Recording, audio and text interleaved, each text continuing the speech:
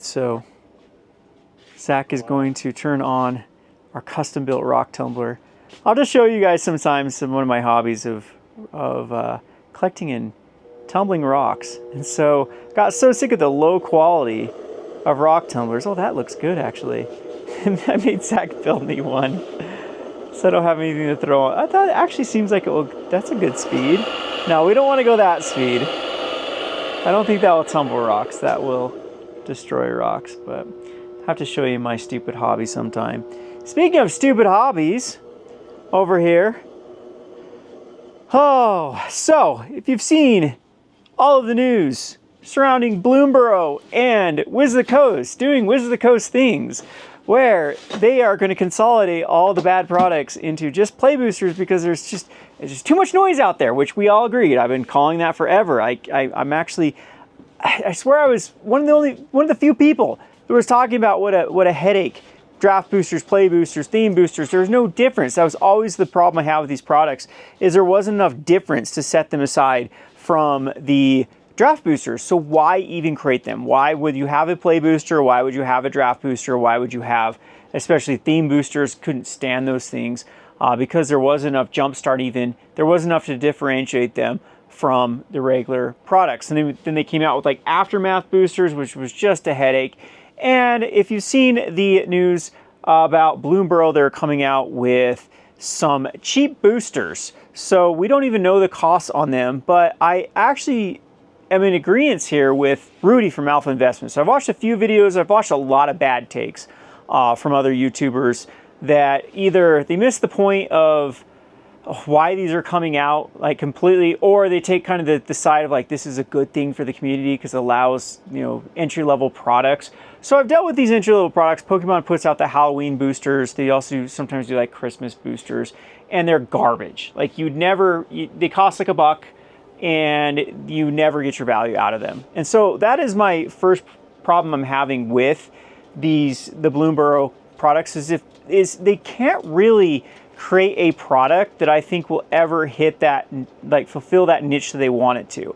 If they put too much value in them and actually make them worth the cost of, just worth their time of actually going through the regular print process of creating this product, then they might just be a better value than play boosters. And then at that point, then why, I guess everyone should just be cracking a bunch of those, and it's another product you can't play with. There's no utility.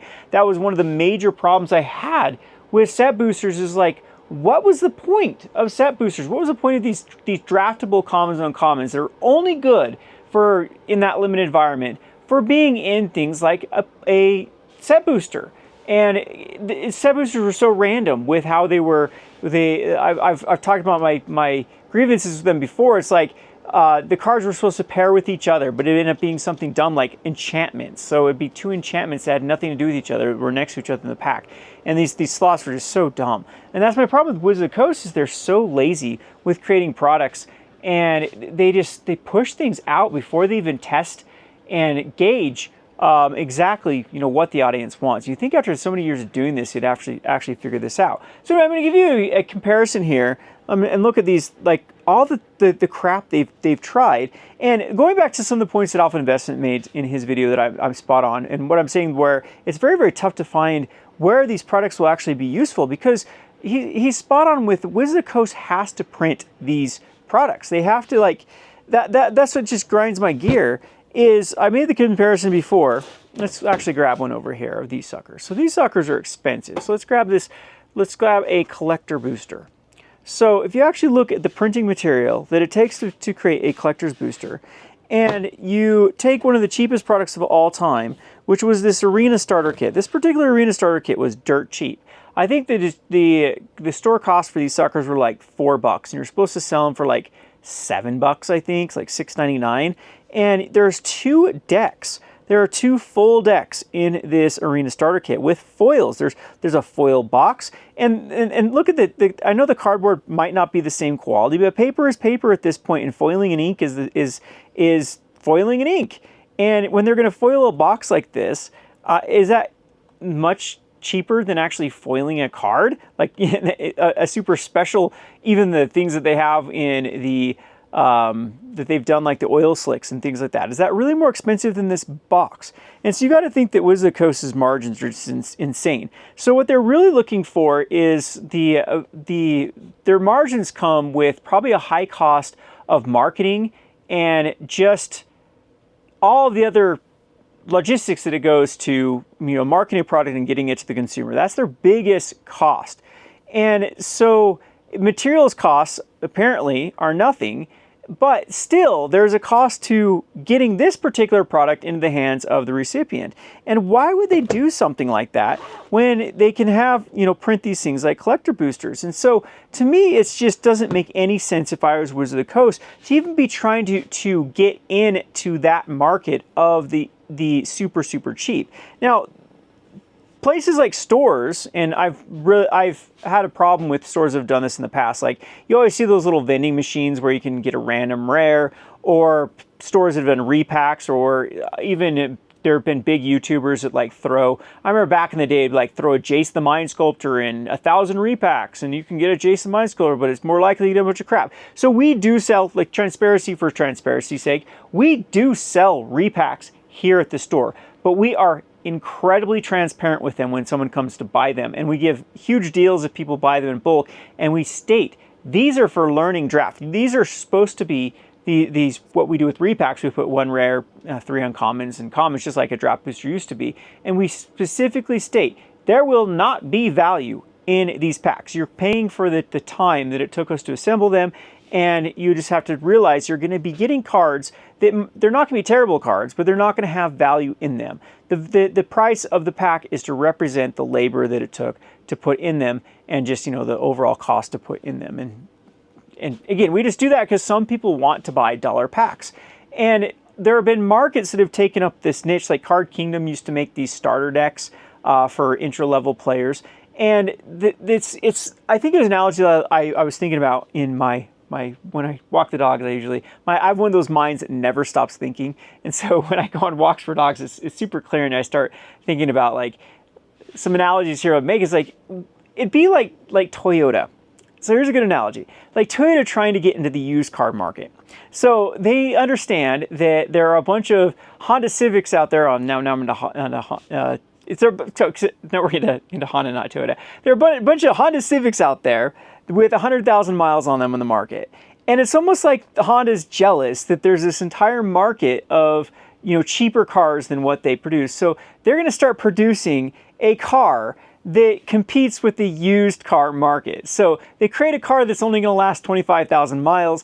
It's terrible, but it's super, super cheap to try to compete with, people trying to have these used cars go on the market. That's like my best analogy of what are they trying to do with these Bloomburrow packs? This is a niche that has been filled by the secondary market for people who just want bulk or cheap cards. And so they're still under this fantasy that they can kind of have their cake and eat it too, with creating products that Wizard of the Coast's biggest competitor is its own products. And when they create another product, it is just going to compete with everything else. And so when I highly encourage you to go and watch Alpha Investments video on it. I think he states a lot of things better when I'm stating here, because he does go over, they just laid out the entire reasoning for play boosters, and it was such a success that this is their way they can turn that page and just be done. Okay, no more of this crap. No more of these theme boosters that were just so horrible. They were just, I don't know what they expected from these things. I mean, they were such clickbait products, and then eventually people figured out that it's just oh, you get a bunch of random commons and uncommons. You don't even get what you want. If people have ever tried to build a standard deck, you need rares and mythics. You don't need the commons and uncommons. I mean, of course you do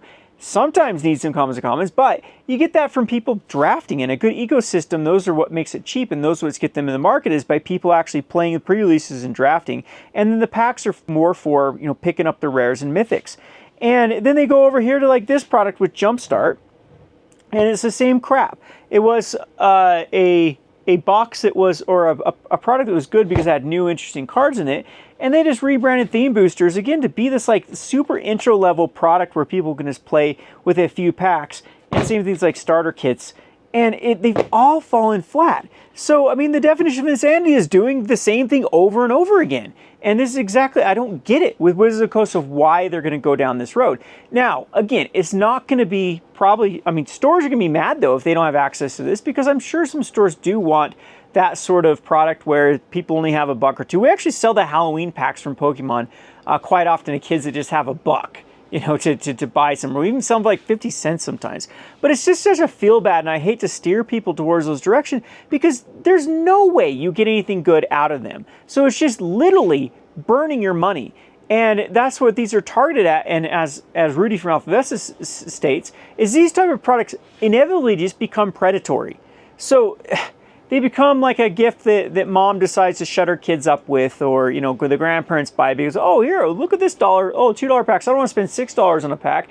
Here's a $2 pack. Well, it's hard to find that, like I said, that perfect space where it becomes worth Wizards of the Coast time to lose a ton of money on this crap that inevitably, did this bring that many people into the game? Did this overall, this arena starter kit that now is still rotting on shelves, all of them? I mean, now they've been putting like exclusive pieces in like Lord of the Rings and Assassin's Creed.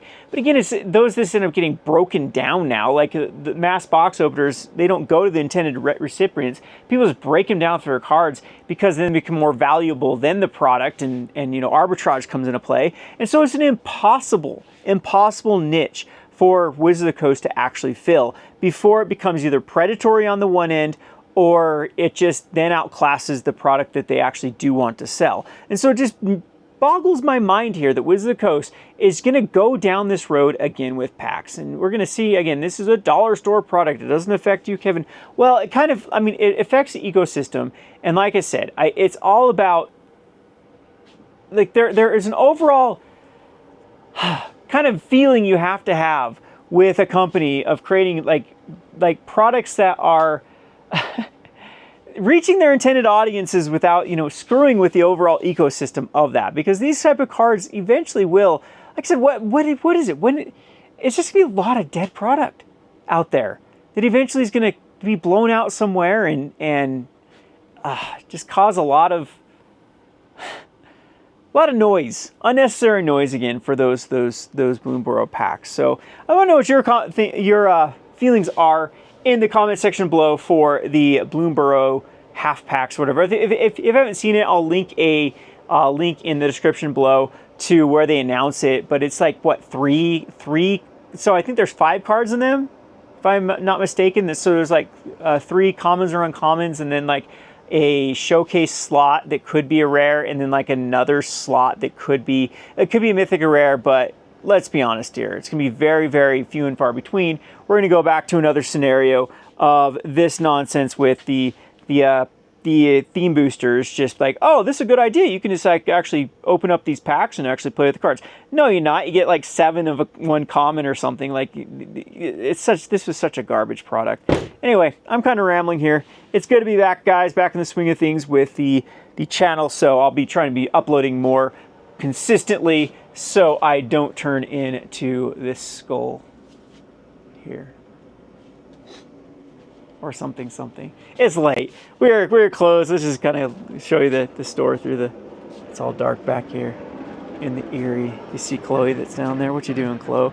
This camera's actually got pretty good night vision. There's Zach in some no shoes on. We can't even see him. Anyway, that's what we got today. I thought it'd be fun to just rant about the insanity of Wizards of the Coast, where they just don't seem to ever learn. So, a couple of good things, like I'll be releasing a Market Monday video tomorrow. I didn't get it out today. It's way too late. I went out for Rogue Market or something. And yeah, we're gonna try to do daily videos here and get back in the swing of things. I say it all the time. Let's do it this time. Keep me on my toes, guys. I appreciate your comments. Thanks for watching.